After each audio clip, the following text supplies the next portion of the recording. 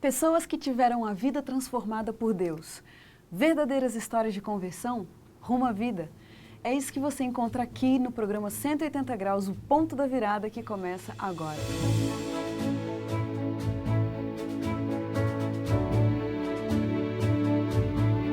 Quando sentimos o toque de Deus na vida, uma mudança acontece.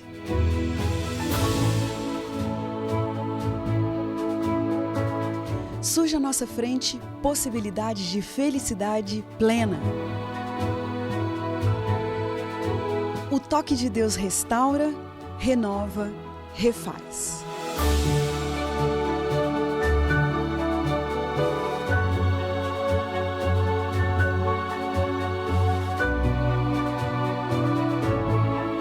Hoje conheceremos uma pessoa que experimentou essa graça maravilhosa.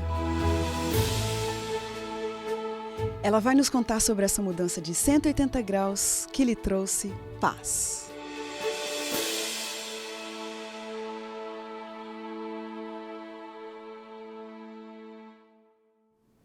Depois de um ano de namoro entre os seus pais, Carolina Barreira Gomes entrou na vida deles e o casamento foi então planejado para se criar uma nova família. Colombiana, que nasceu em Bogotá, ela teve sua infância marcada pela ausência dos pais que trabalhavam muito e especialmente pelo temperamento agressivo e violento do pai.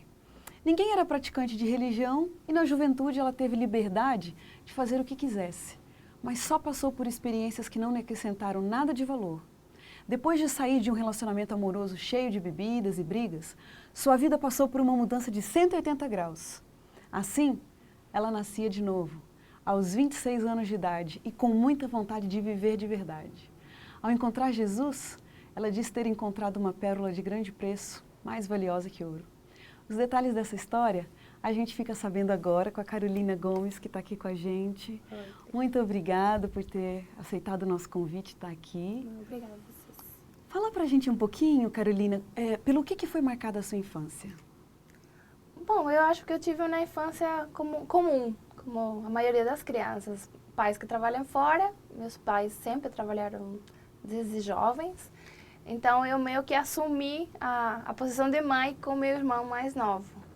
A gente ficava sozinho em casa depois da escola e a gente ficava brincando de ser, ou seja, eu era mãe, esquentava comida. Qual a diferença de idade Isso. entre vocês? São 2 anos. Nossa, uma diferença pequena. Pequena, Mas Mas ainda ela quando sempre foi um você... bebê.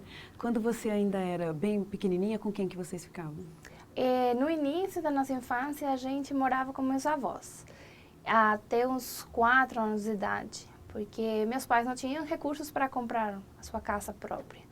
Então, por muito tempo, meus pais tentaram sair, mesmo no aluguel, alguma coisa que fosse nossa, porque eram os sogros da minha mãe, e isso dava sempre alguma briga. E meu avô, o pai do meu pai, era muito agressivo também. Então, teve várias situações nas quais ele bateu na gente, que minha mãe ficou desesperada. Então, isso fez com que eles fizessem um empréstimo e a gente saísse da casa dos meus avós. Você disse, né, dessa dificuldade, né, de se morar, dos seus pais, no caso, morarem na casa dos sogros. E com relação ao relacionamento deles em si, do seu pai com a sua mãe?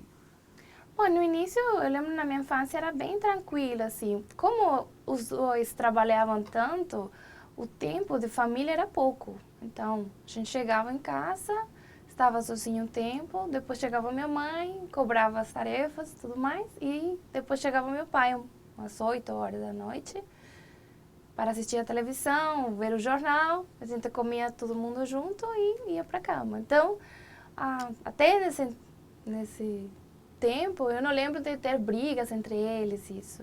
Mas com o tempo a gente vai vendo mais coisas, eu lembro assim muito, em torno dos 10 anos, uma vez meu pai chegou bêbado em casa.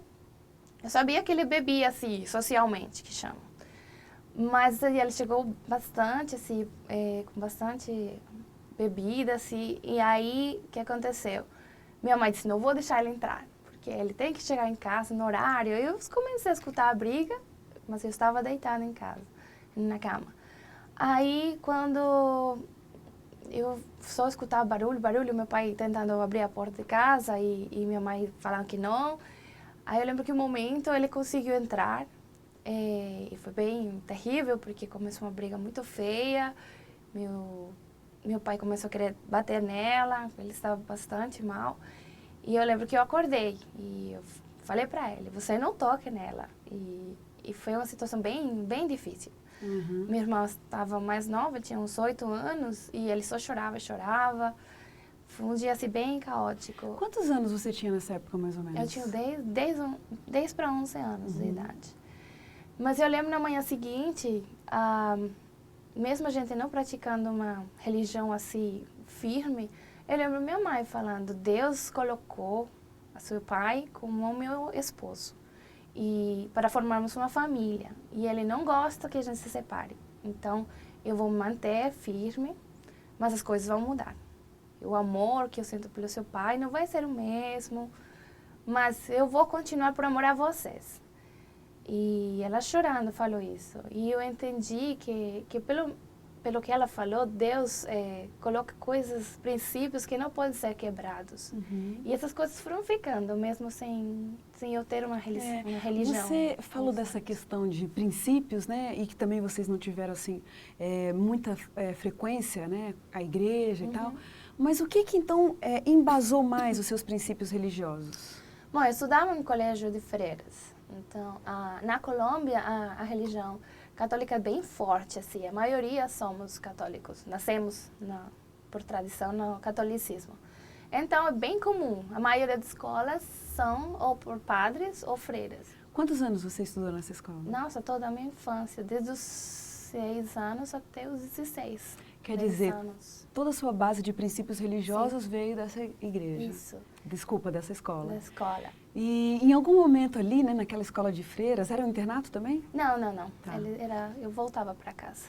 Em algum momento ali não te deu vontade de um dia também ser freira? Várias vezes. Quando estava, acho que estava no 3º grau, tínhamos uma professora de religião. Ela era uma freira bem nova, mas ela era um doce de pessoa, assim. Eu via nela Deus. E eu assim, eu queria ser como ela. Mas com o passar do tempo, ela deixou a escola, e ficamos muito tristes, porque ela era bem carinhosa. E depois a gente soube que ela se afastou. Ela deixou os hábitos, não sei como dizem em português. E a gente disse, nossa, mas ela parecia tão firme. Você se lembra de alguma decepção também, assim, que você teve, né? Dentro desse sonho ainda de um dia ser freira? Alguma decepção, assim, que tirou esse sonho da sua cabeça? 2 coisas aconteceram bem estranhas. Eu não sei como funciona aqui, mas quando a gente completa 8 anos, nós somos meio que obrigados a fazer a primeira comunhão. Não sei como se diz. Primeira comunhão. E aí, todos temos que passar pelo padre para confessar os nossos pecados. E aí eu não entendia com 8 anos como que eu tenho que falar para ele. Aí com minhas amigas, conversando, papo de criança, falavam, não, a gente brigou com o irmão, desobedeceu a mãe, e eu não comi o lanche que ela me mandou, deixei lá escondido, coisas assim. A gente programou meio que falar o mesmo com as nossas amigas. E como era tudo por nome o sobrenome, eu era Barreira, então eu estava na primeira, assim, das primeiras para entrar. Quando eu entrei, falei com ele, aí ele falou, você pecou, então você tem que, não lembro agora, 2 Pais Nossos e uma Ave Maria. E lá, me sentou. Aí eu fui lá, fiz a oração, Aí daqui a pouco entrou minha outra amiga. Aí eu disse, ela vai falar o mesmo. E eu escutava, porque a gente estava aí pertinho.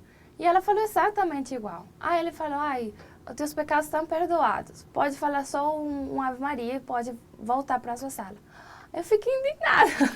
Falei, meu Deus, é muito injusto. É o mesmo pecado, porque eu vou ter que ficar aqui orando.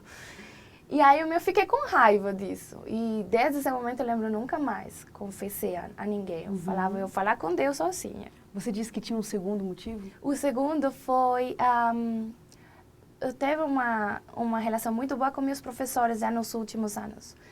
Eles sempre foram muito amigos da gente, porque eu participava de várias coisas na escola, teatro, participava da equipe de vôlei. Então sempre estava na escola, além do horário escolar.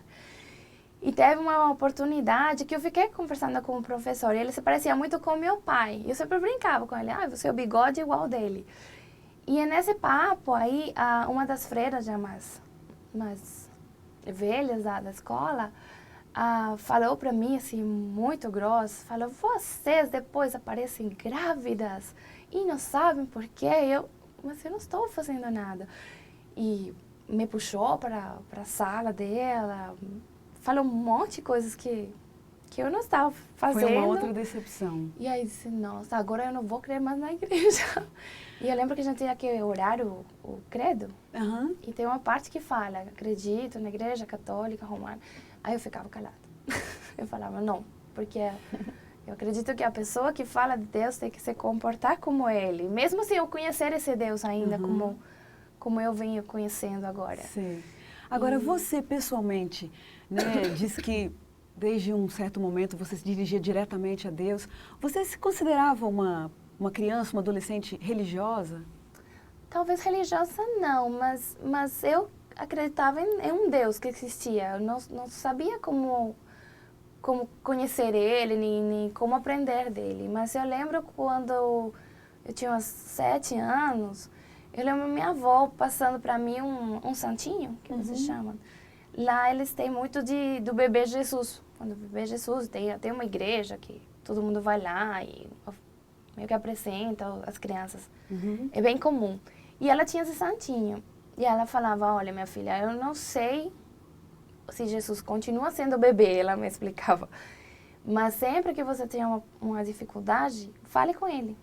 Aí eu tinha ele sempre guardado na minha carteira. E você estava sempre se dirigindo ao bebê Jesus? Sim, ao bebê Jesus. Esse era meu amigo. Agora, na sua adolescência, na sua juventude, como que ficou esse seu lado da espiritualidade? Foi bem difícil, porque foi logo depois da briga de meus pais, o relacionamento deles ficou bem mais distante. E a gente começou a adolescência é uma fase difícil que ou você se firma em algumas coisas ou você se afasta. E aí na adolescência a gente começou a ter mais amigos que já começavam a ter contato com fumo, bebida. Mesmo eu nunca fumando, porque meu pai sempre fumou, mas eu não gostava, você já convivia com isso. Então tinha as festinhas da família e tinha essas atividades aí. E eu lembro de ter amigos já também na adolescência que começaram a consumir drogas e outras substâncias.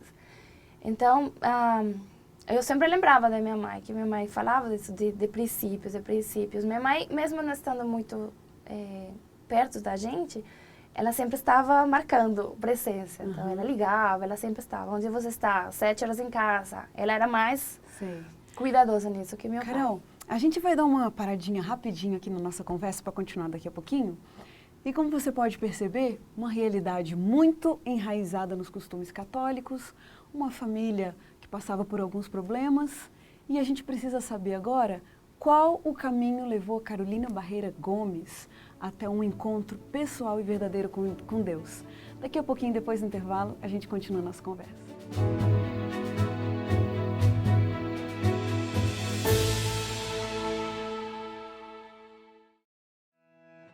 O curso de Geologia foi na Unesp e a pós-graduação, mestrado e doutorado na USP. Nessas duas universidades eu tive a oportunidade também de ser professor. Eu lecionei na Unesp e na USP durante 13 anos.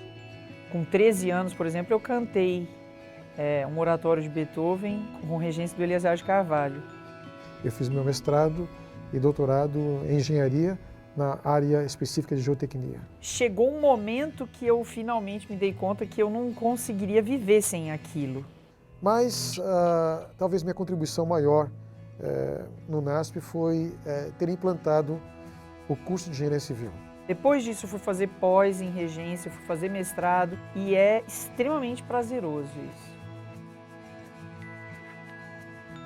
Meu nome é Naor Neves de Souza Júnior. Meu nome é Regina Mota. Mas eu sou o NASP. E eu sou o NASP.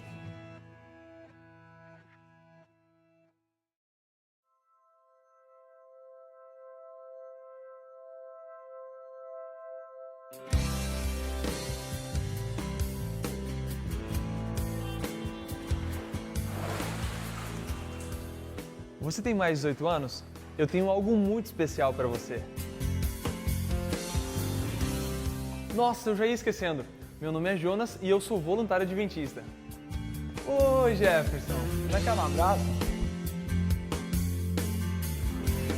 Hoje, você tem um chamado. Por meio do trabalho e testemunho, você pode ajudar muitas pessoas. Também apressar a volta de Cristo, conhecer novos amigos e, melhor, seus horizontes vão se abrir para novas culturas. Isaia que sabe. Mas você pode estar se perguntando, o que eu posso fazer como voluntário? Vem comigo. Educação, evangelismo, saúde, comunicação. Como voluntário, posso fazer muitas atividades diferentes. Aliás, minha fé e dependência de Deus se fortaleceram muito. Além de tudo, fazendo o que eu gosto. Sempre existirá um lugar precisando do seu apoio físico, mas principalmente do apoio espiritual.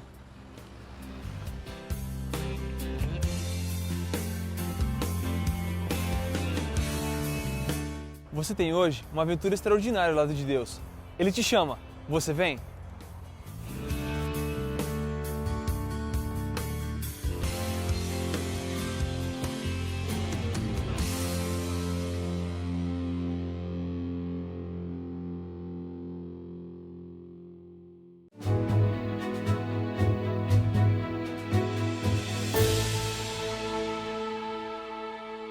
O programa 180 Graus, o ponto da virada, está de volta. Quem está com a gente hoje é a colombiana Carolina Barreira Gomes. E ela vinha dizendo da sua infância em Bogotá, do casamento conturbado dos pais, da experiência religiosa que ela teve durante longos anos de estudar no colégio de freiras. Mas também você vinha dizendo, Carolina, da sua fase de adolescência, de juventude também, né? Que você começou a descobrir novos amigos, a entrar em contato com outro estilo de vida, né? O que marcou mesmo a sua juventude? Eu acredito que a minha fase na faculdade foi bem interessante nesse sentido, porque eu estudei publicidade também, então a gente começava a ver outros pontos de vista, mesmo que você acha que as coisas têm que ser feitas da forma certa, eu comecei a aprender que não, que a gente pode influenciar as pessoas para comprar, a manipulação, essas outras coisas. E você começa a fazer isso com os seus relacionamentos também. E você acaba perdendo a sua identidade. E eu acreditava que tinha muitos amigos e a gente saía junto para festa e tudo mais, mas no final não tinha ninguém. Quando vem a tristeza, os problemas, esses amigos não estavam por perto. Que decepção foi essa que você experimentou nessa fase da sua vida? Que tristeza foi essa que tomou conta do seu coração? Eu acredito que é quando a gente não tem a Deus na vida como que guiando, não adianta você planejar coisas e tentar seguir o que as pessoas te dizem, mesmo sendo pais, professores, porque chega um momento em que você talvez consiga chegar nesse ponto. Eu me formei e agora eu vou trabalhar e vou ter meu carro e vou ter minha empresa. Mas isso não vai preenchendo outras coisas que o coração vai precisando. E eu lembro que eu gostava muito de música, então por várias vezes, quando eu estava em período de tristeza, depressão, não sei se era depressão, eu me fechava a porta do meu quarto e ficava escutando músicas, mas eram músicas que me levavam a pensar em suicídio, em coisas coisas que a vida mesmo não presta, que ninguém te ama. Mas eu sempre no final, eu lembro várias vezes, meu irmão sempre batia na porta. Carol, você está bem, Carol? E aí como é que eu saía desses pensamentos? E aí eu lembro que sempre, eu acho que Deus sempre procura meios para te alcançar. Então sempre tinha uma ligação de alguém, minha avó sempre estava muito presente. Nesse momento, né, nessa fase, você se lembra de um contexto em que foi assim o auge da sua crise, né, do seu questionamento da vida? Sim, eu estava namorando com um rapaz, já tinha 4 anos, a gente já tinha conversado de casamento, tudo mais, mas ele bebia bastante, ele era bem agressivo, ele nunca chegou a me agredir, mas ele tinha comportamentos diferentes, violentos. Mas a família dele era bem católica e assistia bem, todos os domingos estava na igreja. E a mãe era muito bondosa. E ela me insistia para, vamos à igreja, vai no pequeno grupo, vamos à oração. E aí eu disse, que interessante, eu acho que é isso que falta, eu quero aprender de Deus. Várias vezes pegava a Bíblia e eu disse, mas eu leio como? E aí 2 capítulos de Gênesis e agora? E então eu lembro um domingo que eu fui na igreja, eu estava bem triste e eu queria uma virada realmente na minha vida. E eu lembro que foi pela primeira vez que eu escutei a palavra de sábado. O padre falava de alguma história na Bíblia, eu disse, que interessante, nem sabia que existiam os nomes dos dias na Bíblia. E eu lembro que esse dia eu orei para ele, eu pedi, Deus, eu quero fazer a sua vontade, eu não sei qual é essa, eu sei que eu não sou a melhor pessoa do mundo, mas me dá um sinal, uma luz, alguma coisa. E eu saí desse dia da igreja e eu lembro que eu fiz uma lista de coisas que eu queria fazer para a minha vida. E nessa lista eu lembro que eu coloquei que eu queria viajar, queria voltar a ver amigos que eu tinha conhecido no meu intercâmbio de inglês, que tinham sido amigos bem especiais, que eu queria ser útil para outras pessoas. E eu coloquei uma série de coisas nessa lista. E guardei na carteira. E Essa oração deu resultado? Deu. Essa lista de propósitos? O que Tudo. aconteceu a partir dali? Tudo. A partir daí, eu fui chamada para trabalhar na companhia aérea, porque eu já tinha me formado, mas não estava trabalhando na minha área já há 2 anos. E eu estava desesperada em casa, sem fazer nada. Aí eu recebi ligação da companhia aérea, comecei a trabalhar e com 2 meses de estar efetiva, normalmente não saem voos para eles chamam de largo rádio. É dizer, eu não podia viajar para outros países, eu só ficava na Colômbia. Uhum. Mas como eu tinha me esforçado, tinha sido a primeira no meu grupo, saiu um voo para o Rio. E eu tinha muita vontade de ir para o Brasil. E nessa viagem, eu entrei em contato com um desses meus amigos que eu tinha conhecido nos Estados Unidos. E a gente conversou e tudo. E aí a gente começou a estar mais em contato. E aí ele começou a perguntar coisas sobre Deus, sobre o que eu acreditava. Eu não mato, não roubo. Sou boazinha. Sou boazinha, mas não vou à igreja. E não sei, falo com ele à noite quando oro e já. E ele me dizia, você quer conhecer mais sobre Deus? E eu falava, que interessante. Eu pensei que ele estava me paquerando, mas falar de Deus não achava que fosse um assunto. Mas Deus tem os métodos dele. Tem. E pelo coração ele sabia que tinha como chegar até a mim. E foi assim, Hander entra na minha vida, ele larga tudo aqui no Brasil, ele trabalhava como tradutor e vai para Bogotá para me ensinar sobre esse Deus que ele conhecia. Olha, vocês começaram a estudar a Bíblia juntos. Isso, então aí eu pedi transferência, porque em Bogotá eu viajava bastante, aí eu fui na cidade menor para poder ter esse espaço para poder estudar. E essa sua questão do seu encontro com Deus? Porque alguém pode pensar assim, olha, eu acho que ela estava se simpatizando por esse rapaz, um cara legal, então ela acabou aceitando a religião dele. Foi isso? Não, meus pais eu acho que ainda acreditam nisso, mas quando a gente começa a estudar, ele levou uma série de estudos de um pastor bem conhecido aqui no Brasil, Luiz Gonçalves, e o pastor Luizinho, ele é bem direto. E ele falava meio como padre, como quando eu estava na escola. E eu gostei muito das lições, mas eu lembro muito no capítulo, acho que 4 do estudo, ele começava a mostrar algumas coisas da profecia, das igrejas verdadeiras e outras coisas assim, que eu nunca tinha escutado nem lido. E eu lembro que assim, atingiu meu ponto fraco, porque mesmo assim, sem eu ter uma religião, eu estudei a vida toda em colégio de freiras. Sim. E quando eu comecei a ver que o que eu tinha aprendido não estava acorde com a Bíblia, caiu o chão. E eu lembro que eu parei e falei, Hander, para, não quero estudar mais. E eu chorei muito. Ele ficou assustado e falou, não, tudo bem. Mas eu lembro que esse dia eu orei muito a Deus, falei, Deus, eu te pedi uma mudança, você está me dando essa mudança. Eu preciso aprender a entender a sua Foi isso que você vontade. pediu? Às vezes a gente tem que ter cuidado com o que pede Deus, porque a vida que Deus quer te dar é totalmente diferente. Depois não dá para você simplesmente ignorar e continuar. Agora, Carolina, se você pudesse destacar um fator assim que foi o decisivo, falou, olha, a partir daquele momento eu decidi, aceito seguir a Igreja Adventista, aceito seguir essa vida de caminhada com Deus, me propor a seguir os seus princípios. Eu acredito que o que eu mais gostei de tudo que eu tenho aprendido é sobre o sábado.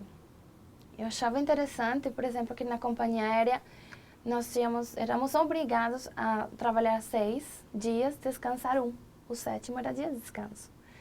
Mas pela questão do espanhol, eu não entendia que o 7º era o sábado. Era o domingo para mim. Eu contava desde a segunda-feira. E isso para mim era muito confuso. Mas quando eu comecei a estudar mais e comecei a aprender do sábado, eu falei para a Hander, eu não quero me batizar até eu entender realmente que esse é o dia de Deus. E que Ele quer separar esse dia para nós. Quer dizer, quando você entendeu a verdade do sábado, então aquilo dali foi o ponto decisivo para você. Carolina, a gente tem aqui no nosso programa um momentinho de umas perguntas rapidinhas, um ping-pong. Okay. E eu vou falar uma palavra e você me diz o que vem à sua cabeça, tudo bem? Tá bom. Vida. Deus. Beleza. Minhas filhas. Educação. A Bíblia. Pecado. Tudo que te afasta de Deus. Sucesso. Fazer a sua vontade. Dinheiro. O ouro e a prata são de Deus. Ele me empresta. Futuro. Morar na Canaã Celestial. Jesus Cristo. O meu intercessor e amigo. Um privilégio. Ter conhecido a Igreja Adventista. Um pedido. Que meus pais abram o coração deles. Um medo. Medo. Não fazer a vontade de Deus. Uma grande verdade. O sábado. Uma grande mentira. Nossa, tem tantas. Eu acho que uma grande mentira. A fama que este mundo te pode oferecer. Casamento. Fortaleza. Morte. Só um passo a mais. Justiça. Quando Deus esteja conosco. Um sonho. Ver minhas filhas no céu comigo. Um versículo da Bíblia que te acompanha. Está em Eclesiastes 3:11 e eu vou ler. Pode ler. Que eu sei em espanhol. Eu vou ler aqui. Diz assim: tudo fez Deus formoso no seu devido tempo. Também pôs a eternidade no coração do homem, sem que éste possa descobrir as obras que Deus fez desde o princípio até o fim. Que coisa linda, Carolina. Essa experiência da conversão é realmente uma coisa marcante. A gente agradece muito. Obrigada a vocês. Agradece por você ter se disponibilizado em vir dividir a sua história, um pouquinho de você com a gente. Que Deus proteja você, o Hander, suas filhas. Que todos os seus desejos sejam realizados de acordo com a vontade de Deus. Amém. E a gente termina o programa 180 Graus, o Ponto da Virada, feliz por ouvir essa história tão linda. E como diz o texto bíblico, era preciso que nos regozijássemos e nos alegrássemos porque esse teu irmão estava morto e reviveu. Estava perdido e foi achado. Um grande abraço para você e até a próxima semana.